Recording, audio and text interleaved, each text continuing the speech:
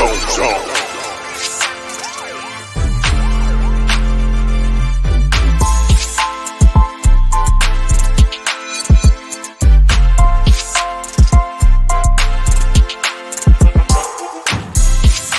Two-Tone Zone.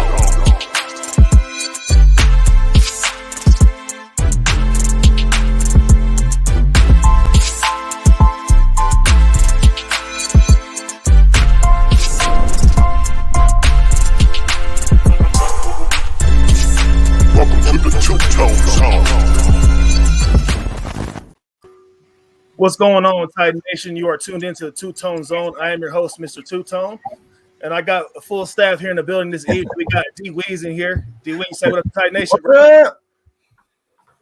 What's up? What's up, Mark? Go ahead and say what up, man. What's going on, Titan Nation?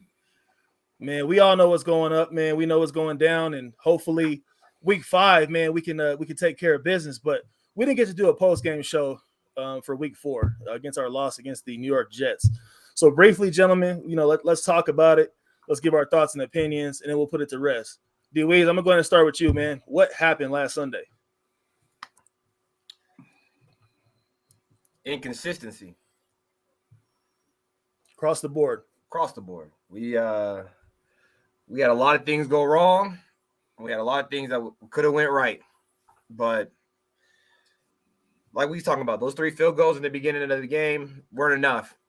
We need more, especially out of a high-powered offense like ours. So I think it was a tough game. We're going to move on, live and learn. And I'm not going to say much, man. I got much to say. I was watching every minute of that game, every commercial of that game, everything. And still, you go into the half 9-7? Come on, man. Versus the Jets? Right. We let him hang in there. We gave him hope, give him confidence, man. Yeah, man. It was going crazy in New Jersey out there, man. They was loving it. Balling, man. They Zach Wilson, we made Zach Wilson look like, Baker Mayfield out there. Made it look like Kyler Murray, man. Like the kind of balls he was putting up there, guys going to get it, man. It was I wouldn't say it was a trash performance by us, you know what I'm saying? Like a lot of miscommunication, a lot of guys being in the wrong place, wrong time type of deal, but at the end of the day, it was the New York Jets, and we should have won. But right. In typical Titans fashion, we found a way to shoot ourselves in the foot. Right, Mark, what's your opinion, my man? I think it was all 3 phases. It was coaching, it was offense, defense, special teams. Everything was bad. You have a 15-yard punt at one point. Defensively in the second half, you couldn't stop anybody. You couldn't get pressure on Wilson. So all of that. And then, offensively, obviously not having Brown and Jones, we saw how much that really hurt the passing game, especially. And you couldn't protect the quarterback. Regardless of who's out on the field, you got to protect the quarterback. And that was something that just didn't get done. So hopefully looking forward, they're able to clean it up a bit, especially across that offensive line, because now it's starting to become a pretty major issue. Right, man. It was a domino effect. It started with the offensive line, right? And then play calling was kind of, it was, I wouldn't say kind of, it was very iffy. There was a lot of situations where as fans, we felt, the scheme should have been, a lot different, and we should have kept feeding the ball to Derrick Henry. You know what I'm saying? Even though, we did talk about the fact earlier before we started the show that he had 33 carries, but it just still didn't seem like enough.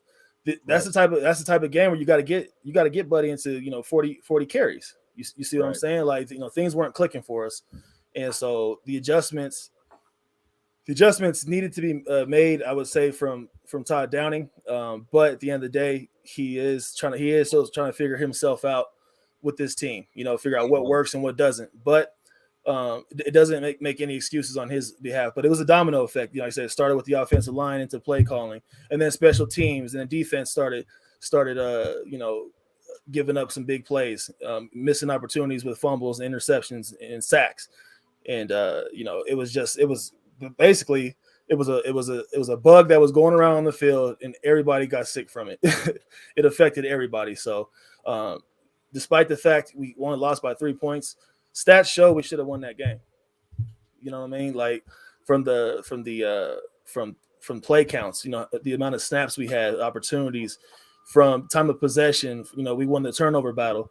Those are the type of games that continuously haunt us, and we win the games we're not supposed to and lose the games that we're supposed to win. So it's just we got to take care of business. And Mark and I were talking about it last week. You were worried going into this game, and deep down I was too, but I didn't want to voice it, and I didn't want to put that energy out there. But sometimes you got to call a spade.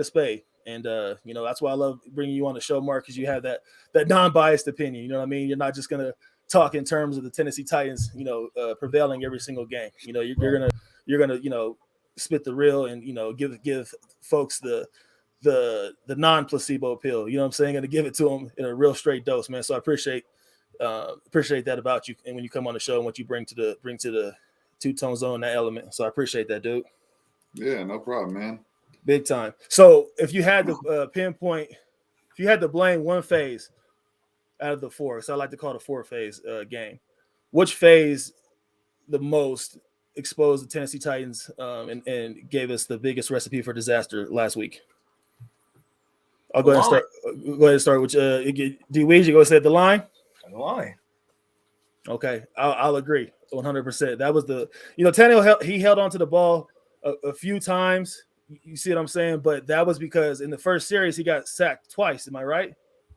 Mm-hmm. In the first series, so we talked about it, in the pregame show, that we got to protect him early and often, because if he's getting rattled early, that throws off the whole dynamic of the game, and that's what happened. Mark, what about you, man?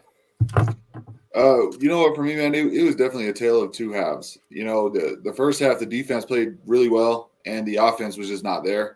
And then the second half, we finally started scoring a little bit, but the defense was giving up big plays. And, so I don't think it was any one thing over the course of the entire game. I think it was just different phases were working at different times, and then other things just weren't working at other times. And I think it just added up to a bad mixture.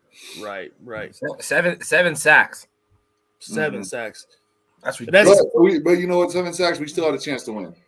Yeah, every sack hurts. Obviously, you're losing yards and stuff. But if you can get sacked 7 times, but still put yourself in a position to win, that's a positive thing to a degree. Obviously, you want the line to clean it up, but 7 sacks and still had a shot to win. That's a good thing. Right, man. And the wounds that we have on the offensive line aspect, man. We got Sombrero. He's a backup, but he's been a big piece for us when guys go down. So he's been ruled out. Aaron Brewer's been ruled out. And so, guys like Taylor Lewan and Saffold, they don't have a backup now, like a consistent backup. So we're going to see Keith Carter dig into that depth, right? You might see Kendall Lamb out there, so we might see Redunds get some tick this weekend. So, but in this type of situation, coming up in week 5, the AFC South showdown, man, all hands got to be on deck. We got to take care of business. But we'll dig into that here in just a moment. Do you have any comments you wanted to say about some guys that performed and showed up and showed out, like Jeremy McNichols, for one, would be for me. You know what I'm saying? His performance. For sure. He showed up, he did his thing, he extended plays for us, kept us in a game. Guys like Cam Batson, I alluded to the importance of having guys like Cam Batson on our team, man, because when their number is called, man, like they're there. You know what I mean? Their best ability is availability, and those guys have been available for us. And so I want to salute those guys and give them a big shout out, because down the stretch, man, we need all hands on deck, and they showed up and they displayed a lot of composure, they showed a lot of competitive nature, and then just like I said, when their numbers are called, they're going to be an asset rather than a liability. What about you, D Weez? Who do you want to shout out from? Hey, McNichols, man, he was doing his thing on those screens. That was big time. There was times I was like, oh man, we got to punt the ball. Here we go. Right. And then bam, first down. I was like, let's go. Right. Let's go. So yeah, I was going to say McNichols too, man. He balled out for us. I like the man. Right. Rodgers too. Yeah, Rodgers, man. Rodgers is definitely an asset to us. Yeah. I feel as if, if we would have had, one of the two, whether it was AJ or Julio on the field, Rodgers would have ate a lot more. They would definitely ate a lot more, and been an asset to the offense, and just been wide open at times. As we saw, how they were open in week 3, how wide open they were. Nick Westbrook-Akina, Chester Rogers. I want to talk about Firsker right now, because Firsker hasn't been what he's been to us in the past, and I know injuries are part of it, and being the number one guy is a part of it. But what do you feel about Anthony Firsker, man? Is he going to get out of this rut? Because I feel like his psyche is messed up just by looking at him. He doesn't have that same look in his eye, that same twinkle in his eye. Do you think he's going to be able to step it up and turn things around, for this offense to give us another option out there? Because we've seen him drop a ball in a critical moment, that potentially could have won the game for us. So let's talk about Firsker, man. Is he our guy moving forward? This year he is. I mean, I think that we don't really have too many other options, but I think part of the problem is you said it. He's now the guy at the tight end position for us. With Jonnu gone now, he's taken on a bigger role. I know injuries have certainly slowed him down a bit, but when he's out there, like you said, he's just not looking like himself, and I think it's just a different game for him to have to take on all this extra role and do all these other extra things that we're asking him to do and things like that. And maybe he just wasn't ready for it. But I think, as he gets out there a little bit more and continues to play and do his thing, he'll start to come around a little bit, but it's still early. It's hard to really tell if this is just a rut or if this is just who he is, at this point. Right. What about you, Weez? Gotta get more reps. He just gotta get more reps. That's it. As the season prolongs, he's gonna become better. It's hard. I agree. It's just hard to fill those shoes from our boy. You go to the Patriots. Now you next man up, but you got to get some more reps. That's it. He just gotta get more reps. I believe in him. He's our guy. He's good. He's already showed they can be our guy. We just gotta get him more reps. For sure. But he was living in the shadows of Jonnu Smith last year too. You know what I mean? Like, he wasn't expected to do so much. And I feel like his workload is kind of just playing a role on his psyche and how he's approaching the game mentally. I hope he can get out of it, because like I said, we need him, whether it's scheme wise, schematic for him to be targeted, third down situations, but mostly, man, I want to see these guys get together in the blocking game. Like, they got to truly help out the O-line big time. You know what I'm saying? They got to step up. They got to step up and be a voice of reason. 6 sacks to the Cardinals, 7 sacks to the Jets. Right. That's a lot of sacks so far. That's a lot of sacks just in 2 games. Tannehill's been sacked 17 times this year so far. The Jaguars only have 5 sacks on the season. Right. Yeah, well, they're going to get it together. This will be the game to do it. Yep. For sure, man. Absolutely. And let's talk about the pass protection for Trevor Lawrence while we're on that, man. I believe he's only been sacked 5 or 6 times this year. Which is amazing to me, the way he holds on to that ball sometimes. For sure, man. But each game, which credit to the Jags offensive line, but Lawrence, man, he'll hold on to that ball forever. Yep. Yeah. But he's we struggled with mobile quarterbacks thus far this year, man, and he has the ability to be mobile. So hopefully the defense can take care of business when it matters. You know what I'm saying? Not just getting guys out, when it's still kind of early in the game. When it matters, that's when you got to get them off the field. So yeah, we'll go ahead and talk about the defense from week 4, and then we'll go ahead and just pivot over to week 5, and we'll go ahead and just put it to rest. Biggest liability for us on defense last week, who would you say, Mark? Man, feels like everybody at this point. All the corners. Yeah, you know what? Fulton had the pick, but this was the first game where he really kind of struggled a bit. They're asking him to do an awful lot, and you can see it. And he's still young. He's still a young kid out there. But the secondary is still a problem. Right. From top to bottom, whether it be safeties or corners, it doesn't matter. Slot corners, everybody in the secondary. And I think that's going to continue to be a problem. We're not giving up a ton on the ground, which is a good thing. But on the pass, we just can't stop anybody, regardless of who it is. So they need to clean that up. So last week, I would certainly say not necessarily a player because the whole unit struggled again. Mm-hmm. And until they get that cleaned up, man, it's going to continue to be rough. Right. Penalties, as well killed us. Dane Cruikshank got a stupid penalty for us that hurt us big time, man. So, mentally too, we got to figure things out. So for me, I'm going to go ahead and say Jack Rabbit, man. I'm going to go say he was our biggest problem. burnt, boy. He was getting burnt, and he just didn't. He just looked like he was just not in rhythm. He just looked like he didn't know what to do. There's a lot of times where he was, trying to talk to Bayard and trying to make sure they're set up at the right formation. He just looked like he was lost out there. Yeah. Breon Borders got toasted a couple of times when it mattered. So they just, like I said, clearly we were the better team on the field. But we couldn't match that intensity that the Jets brought on defense. What do you think about our D line though? D line was there, you know what I'm saying, but they're the ones that got to close. They got to close on that, man. D line's got to close. They had a lot of opportunities to sack Zach Wilson and stop runs in the backfield. A lot of missed tackles too. A lot of missed tackles, man. So I'm just gonna pinpoint it on. I'm just gonna go ahead and say it was our secondary that killed us. I'm not gonna pinpoint just one person. I'll say it was the entire secondary. What about you, Mark? Oh yeah, no, like I said, it was definitely the secondary. It was just not a good game all the way around as far as coverage goes, and and against the Jets, that becomes really alarming because it's not like they have anybody that you're really scared of. Corey Davis is okay. I mean, obviously we know that, but he's not a big time number one receiver. We made Keelan Cole look like an all-star out there. Yeah.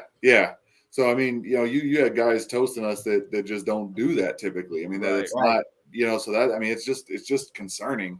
It's really concerning, and it's week after week we're sitting here talking about how bad the secondary has looked. Jackrabbit, man, he's just. I know you touched a couple weeks ago about the whole Butler thing and how you felt maybe he was in the locker room as a negative way, but man, he was such a step up from what Jackrabbit is now. He it felt like it was almost a trade in a way, and it was just a bad idea in my opinion. I mean, granted, he retired anyway, but nonetheless, man, swapping Butler for Jackrabbit just seemed to somehow make the secondary worse. Yeah. Well, I mean, I'm hoping that we could turn a corner at some point. Like, I'm going to stand on what I said about Janoris Jenkins. I'm going to stand on what I said, about him being with us. I feel like down the line, he could do some big things for us, but I'm gonna stand. I'm not gonna recant what I said. I'm gonna have faith in Janoris. Hopefully he can figure things out because he's the one that's got to lead by example. He's the veteran. He's the veteran corner out there. So he's got to lead by example. But yeah, man. I mean, as far as that goes, I want to just give a shout out to Harold Landry. That dude is, he's a playmaker. He plays with tenacious energy. Getting better. He looks like he's getting better game by game. He's trying to make a play every single time. He's getting better. Yeah, exactly. And Denico Autry, he had a couple mistakes on Sunday, but when it mattered, getting that stop on Zach Wilson, keeping them out of the end zone, giving us another opportunity to win that game. Salute to him. I feel like he's just going to continue to be on the up and up. So I don't want to just give the defense, I don't want to discredit them because there was some plays and times that they looked really well. Just when it mattered is when we got to make sure we're buckled down and focused. What about you, Weez? Yeah. Who you want to give it up to? Who you want to give it up to on defense? Man, probably Landry. You looking good, man. I like Landry, man. He's getting better, man. I'll give it to Landry, but I don't know. We got our secondary. I'm thinking about it now. Like, our secondary has to step up, man. Well, they got to step up, man. We got to find a way to get Farley on the field. I know he finally practiced this week, and they said the shoulder's good. Now, I haven't heard if he's going to play or not, but they got to find a way to get him out there. I think he can be a huge asset to us if we can just start getting him some reps and get him out there. Exactly, man. I don't feel like we'll see too much of Caleb Farley this weekend, but we will see him. We will see him out there, trying to help the secondary out as best as he can. I know he's well indulged with the playbook. He's familiar with it. He knows how to play big. He's expected to play big. He knows what's expected out of him, and I feel like he has high expectations for himself. Just just don't overdo it. Come in, and just as long as you are in the right place at the right time, doing the right things, and your teammates can trust you. That's all we can ask for at the end of the day as fans. So I'll go ahead and bury week 4. We'll put that, we'll put that to rest. You know what I'm saying? And we'll move on to week 5 because this is the next game is always the bigger game. So especially being it's an AFC South showdown. The Jaguars are 0-4 right now. They're hungry for a win. They show that they can, at least compete from was it 2 Thursdays ago? They played against the Bengals. They're getting better. Trevor Lawrence is starting to look good. Starting to go through his progressions, understanding things, not forcing stuff. So let's talk about that. Let's talk about this matchup that we have. Who worries you the most on that Jacksonville Jaguars offense? James Robinson, man, he's continuing to impress every week. And they're getting him more involved in the passing game a little bit and things like that. So he's always a problem. Like I said, we're not giving up a ton on the ground, but he can hurt you in so many other ways. The Jags, I've seen him use him, in passing situations and things like that. So yeah, he's definitely a guy that I keep an eye on. Jamal Agnew, he can catch the ball in the backfield as well. So yeah, I would agree with that one. D Weez, who would you say is the biggest concern on offense? It might be Trevor Lawrence, low key. I mean, I don't think he threw an interception last week. He went like 17 for 24, 200 yards. He started running the ball. He looks a little bit more comfortable. Exactly. He scored a touchdown. He scored a touchdown with his legs. He's getting cocky out there. He's starting to talk a little crap. You just can't get him on the road. But with everything going on in Jacksonville right now, who knows what's going to happen? So, but I'll look out for Trevor Lawrence though. If we can let him get comfortable, then he's gonna look like Zach Wilson did last week. For sure, man. Able just to throw it up anywhere and somebody tripping and falling, getting up, just throwing it wherever you want. Man, that play pissed me off so bad. The fumble, he picks it up and he just launches it, touchdown. Launched it. He just like flicked it. Then he's like, "Yeah, I meant to do that." Right, man. Oh man, hey, it's buried. Let's not bring it back up. My bad. Yeah. Oh man, I would agree with you, man. I would say I'm worried about Trevor Lawrence. I'm worried about number 16. Week after week, he's continuing to get better. Right, he's getting a little more swag to him. He's hungry to prove himself. He wants to get a win. He's tired of the media discrediting him. Saying is he a bust? Nah, he's looking for a win, especially in the AFC South. Right now, they're out of the fight, but at the same time, a competitor really isn't. You can't count them out of the fight. You know what I'm saying? So nobody's out the fight. They're only 2 games back. Right. You see what I'm saying? So they're hungry for a win, and we've had struggles with mobile quarterbacks thus far, and so we gotta make sure we're shutting him down, and make sure we're posing a lot of threat to their offensive line. So I see we picked up a couple guys from the practice squad. Some veteran guys that we're bringing out there to amp up this pass rush, man. But we got to be in dude's face, because if we're letting him extend plays with his legs and giving him time back there, he's going to eat us up. He don't have a lot of options, but he's got options out there. Laviska Shenault, he's an option. You know what I'm saying? He's showed that he could be a threat. Whether it's the deep ball, whether it's slants, rubs, whatever they've been running with him, he's proved himself to be a threat. So that's the 1-2 punch I'm worried about. Is Laviska Shenault Jr. and Trevor Lawrence. Well, you got James Robinson is killing it too. He's averaging 5 yards a carry. So he's definitely balling, man. Like you got to watch out for that guy. Undrafted free agent, am I correct? Yeah.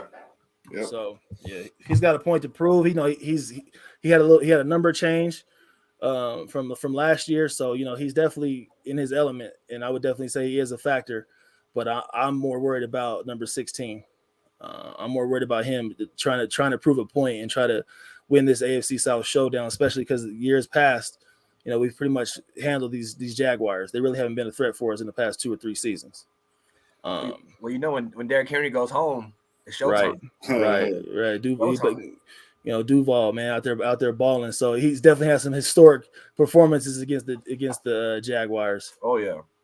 Against good Jaguars defenses. AJ Brown too. AJ Brown had a good game versus Jaguars last year too. Mm-hmm. Let's talk about our roster moves and injury updates. What do we know so far about who's been ruled out and who's questionable? Well, there's 23 people on the injury report. That's not good. It's everybody. Right. But that's not good. Who's available? Let's talk about that. Let's talk about it. Who's available on defense for us, or who's not going to be available for us on defense to counter this Jaguars offense? I know Bud Dupree's out. He's correct? still out. Yeah. Yep. He just got downgraded earlier today as ruled out. Who else on defense has been ruled out? That's pivotal for us in our scheme. You got a lot of questionable players too, though. I mean, Jayon Brown's out, but there's a lot of questionable players too. That's just going to be like, man, like who's in, who's out. Is Lawan playing this week? He is questionable. I know he didn't play. He didn't practice. He's questionable.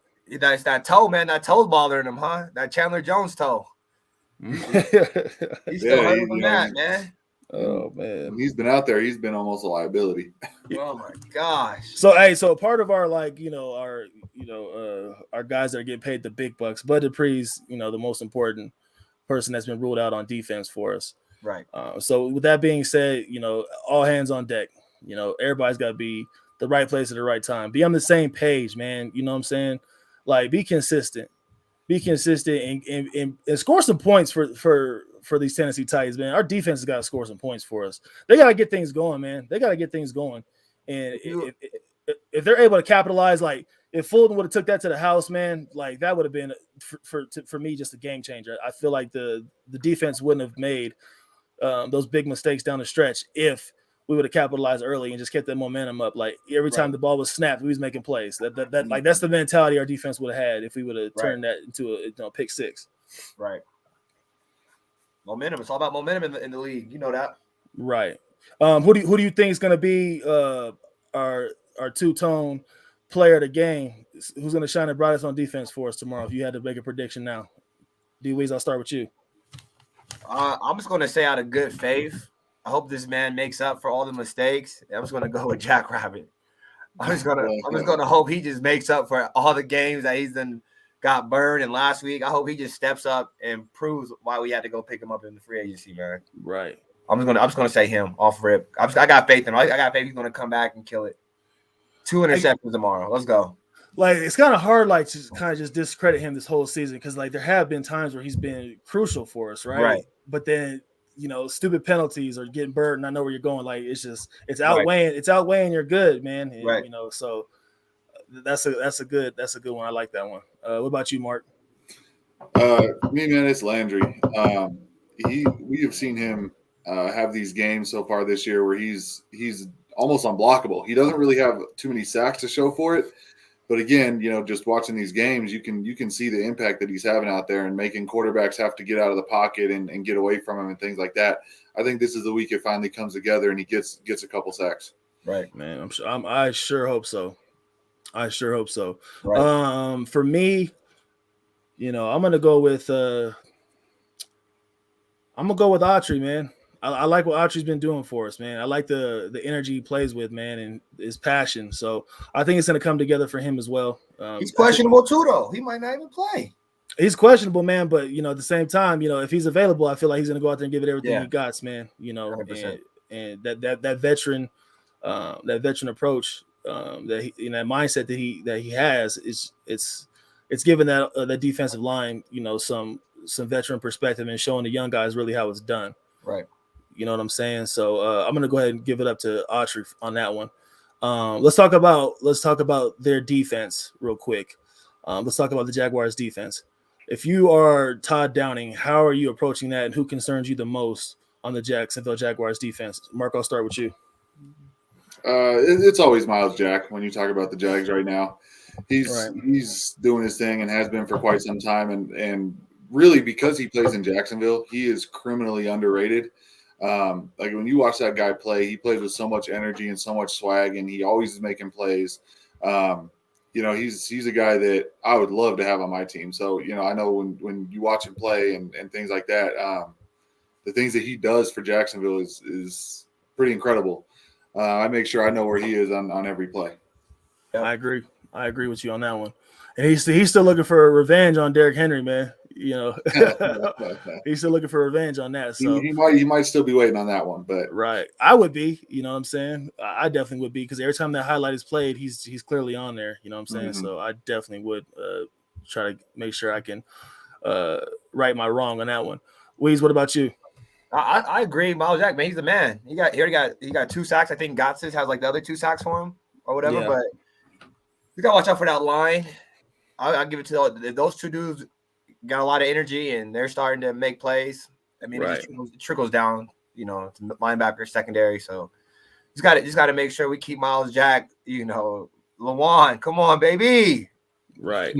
Right, man. Put some tape on that toe, man. Yeah, man. Say a couple of ibuprofens for the game. It's going to be critical, 100%.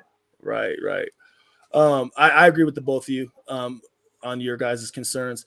I would say I would be concerned with the entire pass rush tomorrow simply because of the formula that the Jets gave the Jaguars on film on how to really get to us and where the weaknesses and the opportunities are at. So they're gonna try to get to Tannehill early tomorrow.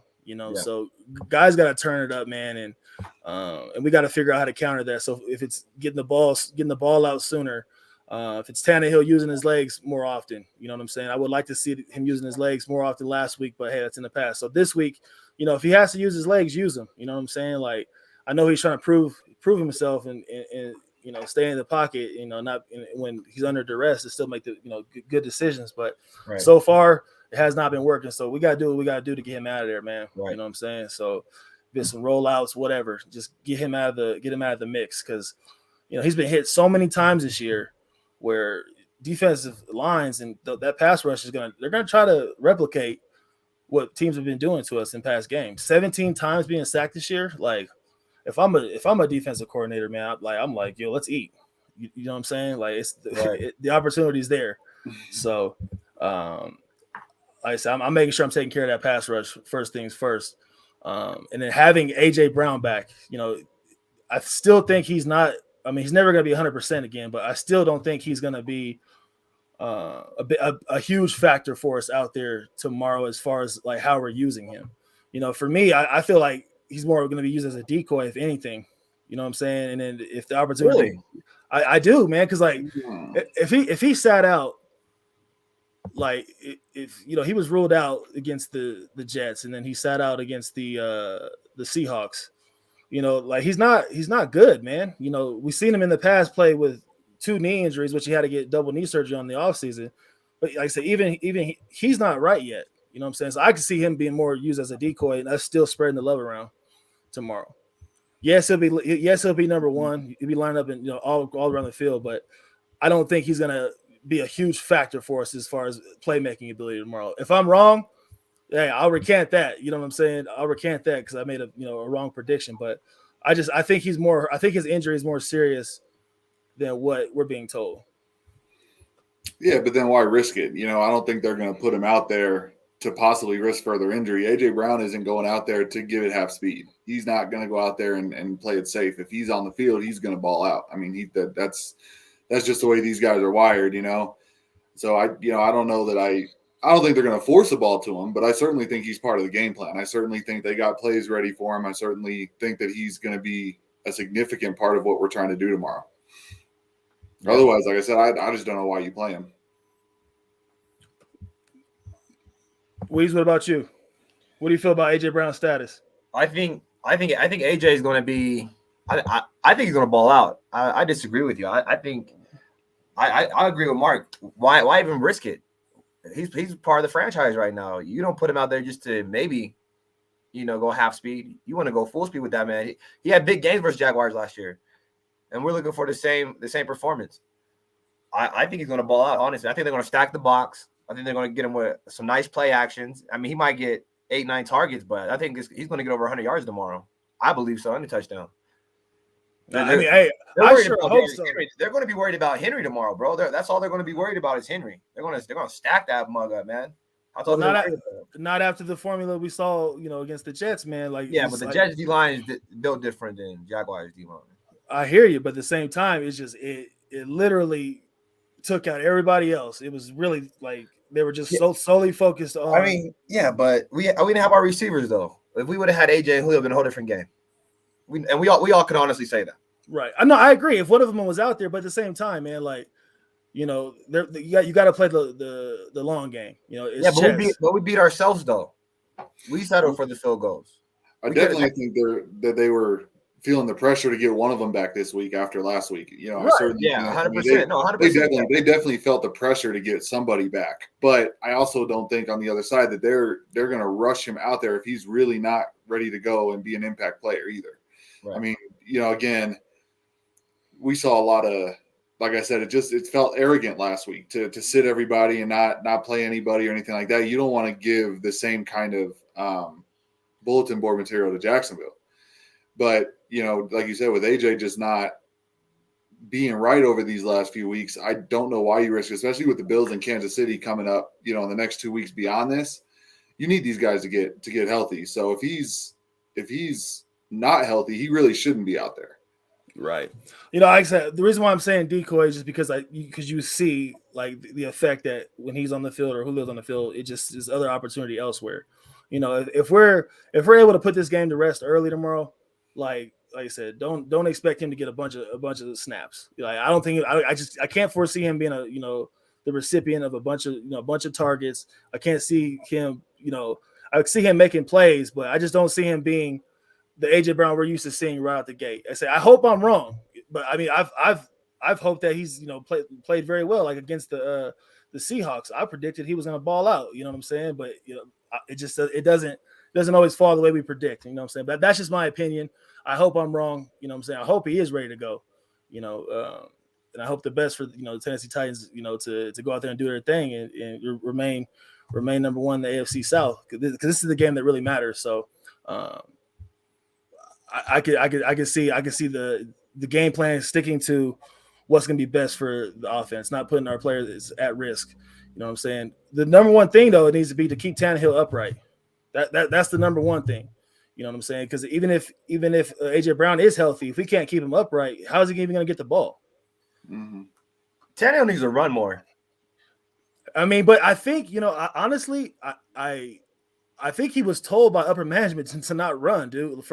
He needs to run more, man. From That's that game. Well, yeah, he got yelled at because he didn't side on one play, and he's just not good about siding in general. It's just not really the style. So I know they don't want him running too much. Right. But what difference does it make if you run and take a shot or you're getting hit in the pocket? You're still taking a hit that's risking injury regardless. So I just turn him loose, let him play his game. Right, for sure. No, I hear you. I mean, I would let him loose for sure. Especially the first play of the game last week, week 4, was a bootleg. You know what I'm saying? It was a run play. So I figured, they were just checking the Jets' temperature to see how they were going to try to play things. But I feel they got to find ways to get him to get rid of the ball. These wide receiver screens and quick slants and things like that, which they've just not run enough of those kinds of plays. And especially when you see a guy getting sacked at the rate he's getting sacked, you've got to adjust. And that's what I'm going to be looking for tomorrow. I mean, do you adjust enough to get that ball out? Right.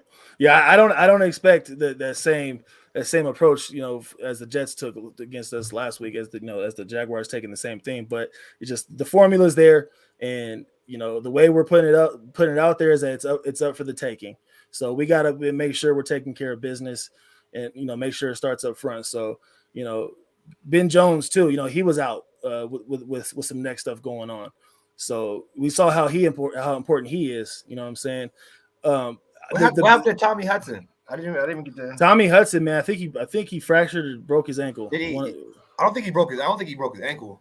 Yeah, I think he sprained it. I think it was just like a really nasty sprain or something. He was carted off, so I just see ankle and I'm like, man, it's got to be hairline fracture. I don't know. Yeah, but they didn't put him on IR or anything, so I think he's just gonna miss a couple weeks. Yeah. I mean, he's been good for us, man. He's made some big catches for us. He had that one-handed. He looked good.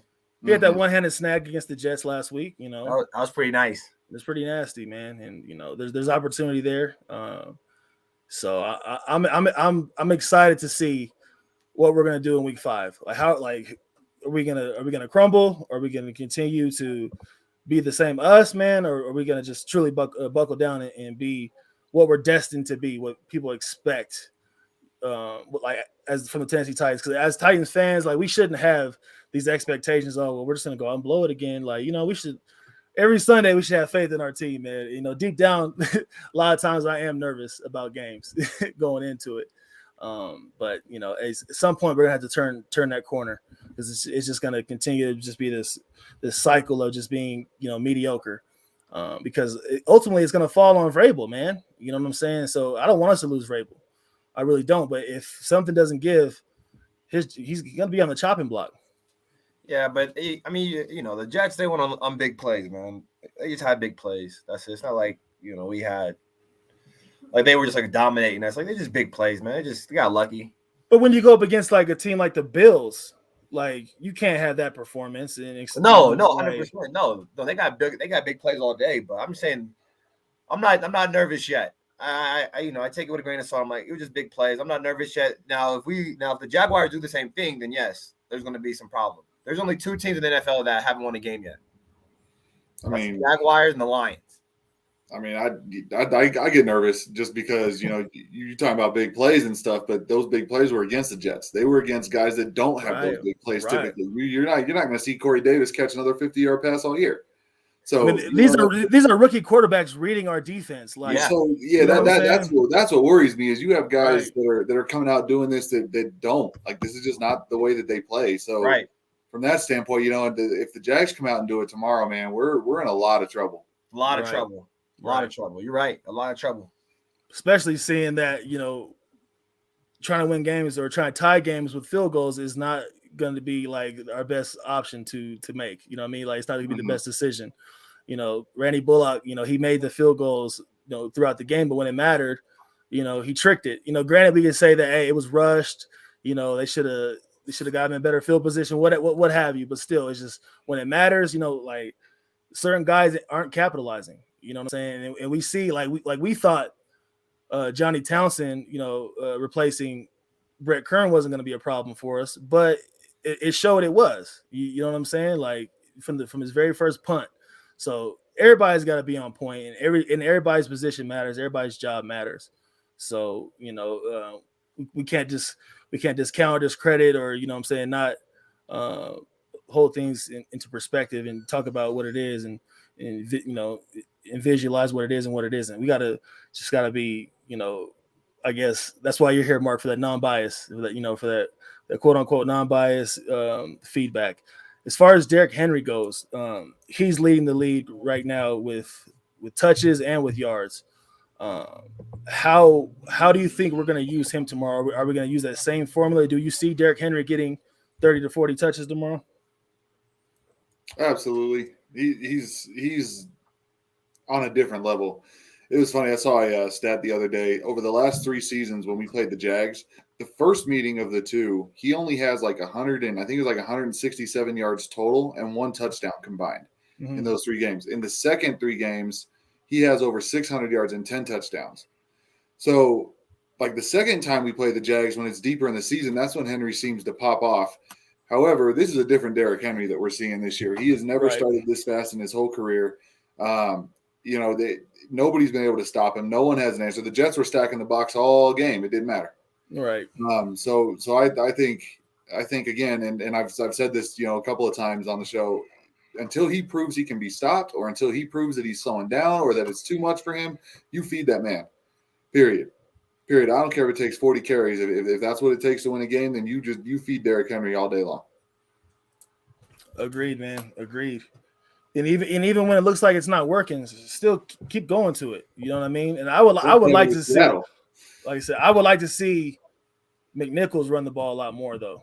You know what I'm saying? I would like to, see us mix it up. Darrington Evans is expected to be back here pretty soon. I don't know what his status is for tomorrow. I don't know if he's a part of the roster, but we got to get other guys involved, man. And I've been saying that we got to get the second and third options in the game because pretty much every NFL team has another running back that can make something happen. Like they're not just so reliant. Like, just for example, let's talk about the Browns. You know what I'm saying? That's different. The Colts. But the Colts. See, I completely disagree. Only from the standpoint that these teams don't have a Derrick Henry. But I'm talking about from the aspect of just having that 2 or 3 headed monster. You see what I'm saying? Like, right? No, I get what you're saying, but we just don't need it. We do need it. Preparation wise, that's a whole nother headache for a team to worry about. Because best believe when we're watching film against the Browns or the Colts, we're like, dude, how do we stop Hines? How do we stop Taylor? and then when Matt comes back, like, you know what I'm saying? Or how do we stop Chubb? How do we stop? But you're not going to have a two-headed monster if you got Henry, though. That's my. I mean, he's averaging. The guy's averaging 140 yards a game. You're not going to take any of that away and give it to Evans or give it to McNichols. Like, I just think that's asking for trouble when you start taking away from Derrick Henry just because of who he is. I mean, yeah, you know what, teams. I hear what you're saying. You want to be able to throw some different looks at teams and make them game plan for something else. Right. They game plan for Henry all week anyway and can't stop him. So, like, you know what I mean? There's no sense in making anybody game plan for something else when they can't stop what they are game planning for anyway. But when it mattered, though, let's talk about the AFC Championship. Go ahead. Before you go to there's some things Derrick Henry has to play for this week. He can become the first NFL player in history with at least 150 rushing yards in 4 consecutive road games. Mm-hmm. He can break Earl Campbell's franchise record with his 8th career 150-yard rushing performance in road games. He can beat John Curtis Martin. He can be Martin's NFL to be the NFL's only player to register 4 consecutive road games with at least 175 scrimmage yards. He has a record. He can do the record with his 7th consecutive 100 rushing yard effort in games against AFC South opponents. He can register his 4th consecutive 100-yard rushing game, which would tie his career best streak in 2019. And with 59 rushing touchdowns, he needs 1 rushing touchdown to become the 3rd player in franchise history to reach 60, joining Campbell and Eddie George. Those are great accolades. That's great company to be a part of. Do I think Derrick Henry is worried about that? I'm going to say no. I think Derrick Henry wants to win. So last week he balled out. He had a great performance. But do you think he went home like, yo, I balled out? You know what I'm saying? No, he wants to win. He's definitely not no Carmelo Anthony. But when you got things to play for, it puts a little bit more of that chip on your shoulder, though. I'm just saying, you don't think anybody's telling him like, hey, you can. This is what if you do this. This is what you can accomplish this week. You don't think anybody's in his ear telling him that? No, there's definitely somebody in his ear telling him that. Right. But my thing is, okay, I personally don't think he cares about any of that. But I'm just talking about his workload and other teams preparing for us. When it matters the most, AFC Championship game, the Chiefs kept him humble. You know what I'm saying? He didn't ball out. You know, he didn't expose anybody. They kept him under wraps. Let's talk about the Baltimore Ravens game. We got knocked out the first round. They kept him under wraps, bro. So, like, during the preparation process, you got to give teams different options, especially when your receivers are not, you know, your AJ Brown and Julio Jones are not, you know, available. You got, you know, like I said, you got to like mix things up. Like, definitely believe that McNichols was a surprise for the Jets the other day, but it just, you know, think about if he just becomes more of a threat.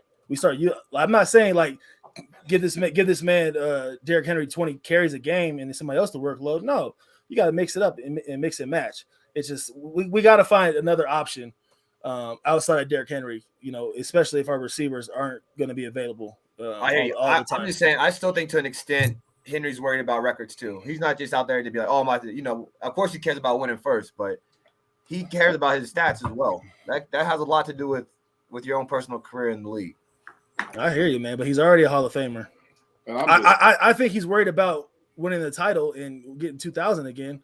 That'll probably be the biggest thing for like be on his side. Well, but he runs for 2,000 again. He'll walk into the Hall of Fame. He wouldn't have to do anything else. Easy. Yeah, I mean, I would say, yeah, no, for sure. But I mean, I would say that's probably the bigger concern for him. But the dude wants to win. Like, who wants to be a part of a team giving, you know, mind, body, and soul, blood, sweat, and tears, and you guys coming up short? Like, who wants to be a part of that? I'm just not a fan of doing anything that takes away the ball from him for other guys or whatever. You know, like, you know, I get it. We see some of these guys make big plays, but does anybody think McNichols is going to get back there and have a huge impact on the ground? No. You know, even if you gave a team something to think about, I'd be willing to bet that they would blow that off pretty quick. They're worried about Derrick Henry. And again, as a fan, seeing what he's doing, like I said, this is the greatest start to his career that he's ever had. I'm just not a fan of taking the ball out of his hands right now. And like I said last week, like, and you know, you said it too, it just felt like, especially when it mattered, they just didn't give him the ball enough. And the man still had 33 carries. That's how great he is. But look how effective McNichols was, though. Like, but it was all in the passing game. A lot of it. It was I'm screen plays and stuff. Right, but I'm just saying that's a different style of play. I'm fine with like that kind of stuff. You need that third down back. You need that guy to come in and take those screens. That's not Derrick Henry's game, and that's where we do need somebody else. But to take carries away from Derrick Henry is what I'm saying. I'm just not really a big fan of that idea. Especially not when the guy's averaging 140 yards a game right now, and nobody seems to have an answer for him, regardless of what they're doing. If you take 12 carries away from Derrick Henry and give them to somebody else, you're also taking 40 yards away from Derrick Henry that you may only amount to 20 yards somewhere else. It just doesn't seem to make a lot of sense to me.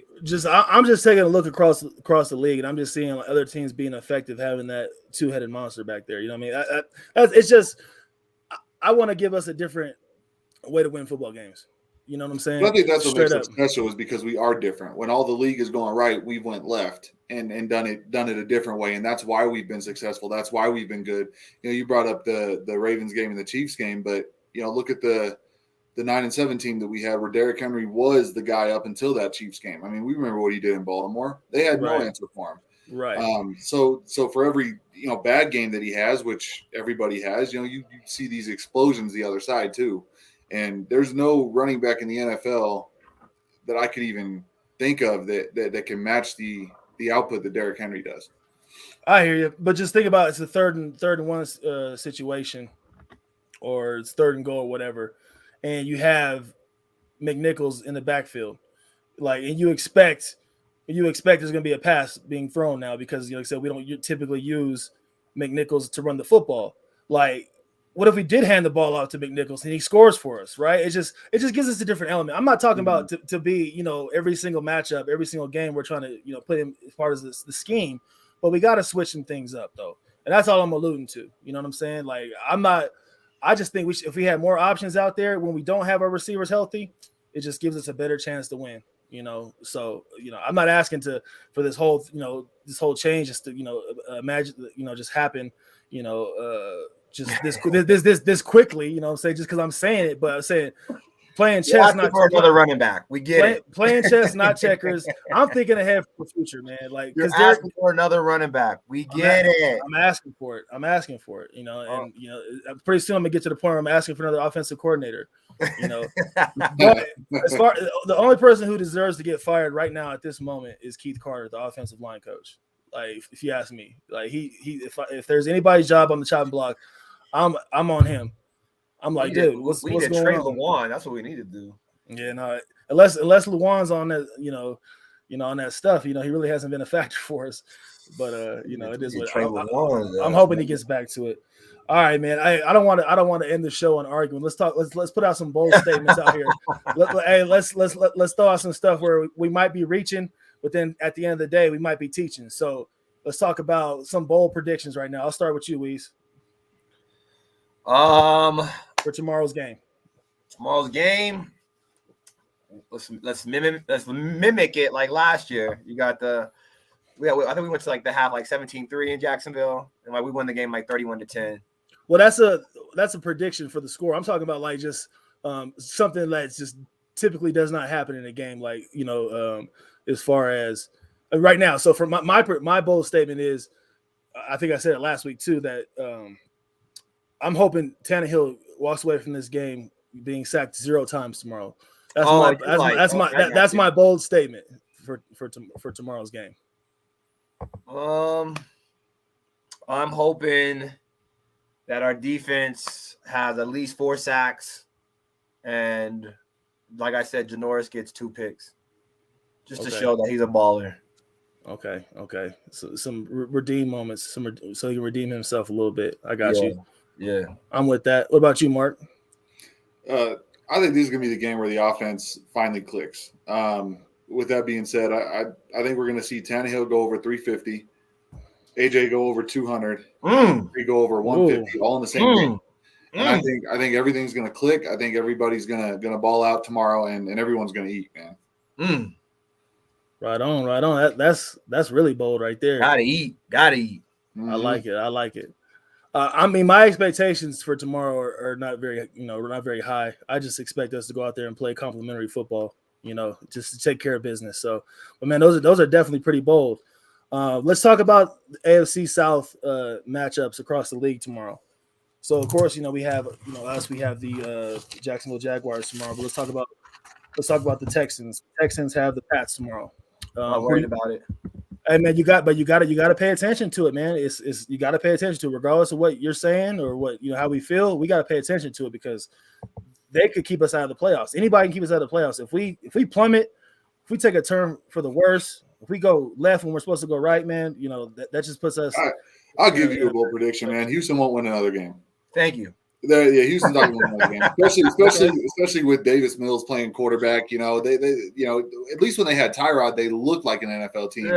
This kid out there is lost, man. They're not going to win again, man. Okay, so I was watching some of the game last week. Just not good. It's just not good. All right. So the Colts got to win last week. The Colts have the Ravens Monday Night Football. Do you not care about that game either? Nope.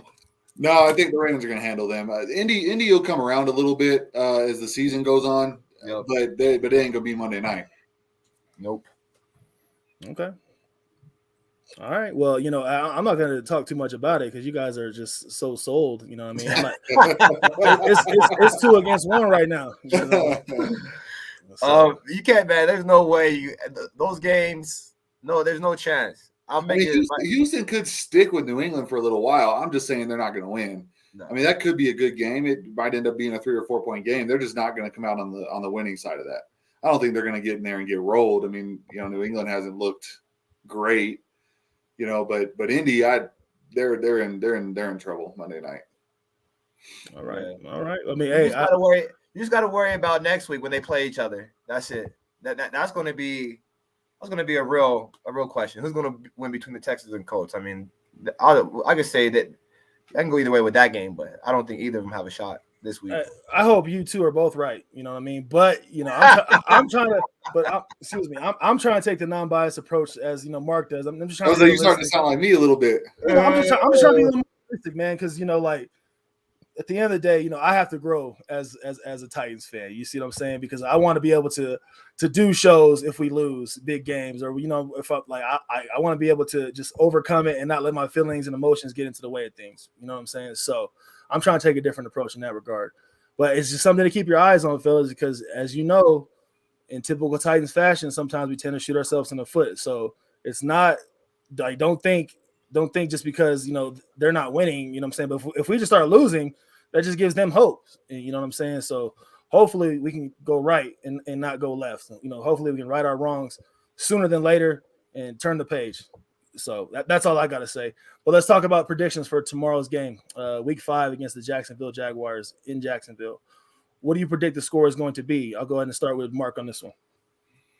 Man, like I said, last week I was worried about it, and in part because there was just a lot of arrogance and stuff going on. It felt like with holding everybody out. I don't get that same feeling this week. I think Vrabel has the guys ready. I think he does a really good job at getting us to bounce back. So I'm gonna go 40-21. I want to see Lawrence get a little more consistent before I start jumping on that bandwagon a little bit. He had a great game last week. The Jags played really well, but I want to see consistency on that front.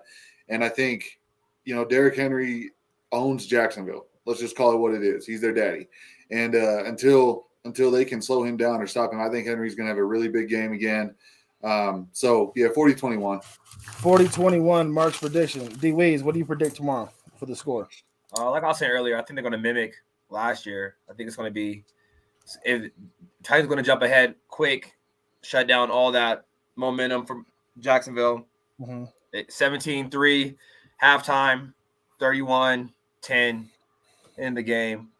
I think Henry gets a milestone in yards versus Jacksonville Jaguars, especially with all the stuff going around in Jacksonville right now with the Urban Meyer thing, and it's just a big distraction. So everybody's in the locker room. They might not even have no respect for Urban Meyer right now. So who knows what's going on in there?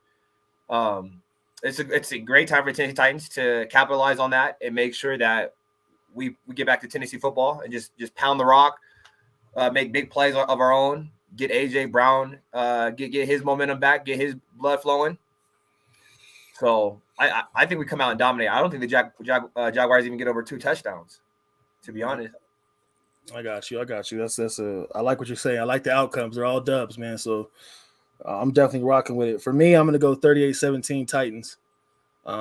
that's my prediction for tomorrow's game. I hope we're all three right. Hopefully we just come through victorious. I know Vegas has us, was it -4? -4.5, I think. So -4.5. So we might see that line move a little bit. You know, I know Vegas ate last week on a bunch of games. So let's hope that, you know, we aren't being, you know, bamboozled and hoodwinked right now. Vegas ate, but Vegas took a lot of losses too. There's a lot of teams that just was dominant, like Packers, Chiefs. There's teams that were just dominant last week. I mean, even if you bet on the Broncos last week, they got mopped. I think everybody was betting on the Ravens. Right. It's ridiculous. So I think Vegas paid out a lot too, but they definitely ate against us. I can tell you that. Yeah, definitely. Shout out to all our Titans comrades out here in the YouTube game. Want to give a special shout out to Titans Weez, man. Him and Mario have a show here on YouTube. Make sure you guys go subscribe to Titans Weez's channel. They're going to be start doing some more videos, some more content coming here soon. So salute to those guys. You know, I converse with Weez throughout the games and stuff, and it's always good conversation. They know what they're talking about over there. So go check out Titans Weez here on YouTube. Make sure you share, like, and subscribe. Do the same for our channel. Share, like, and subscribe to the Two-Tone Zone. Make sure you're sharing the video with the family and friends. You know, make sure you watch the video to the very end and give us a thumbs up. You know, let's let the Two-Tone Zone go viral one of these days and just continue to grow on the up and up. We're not going anywhere. We're here to stay. So until next time, folks, you know the drill. It's Titan Gang or Don't Bang, and we'll see you guys soon. Welcome to the Two-Tone Zone.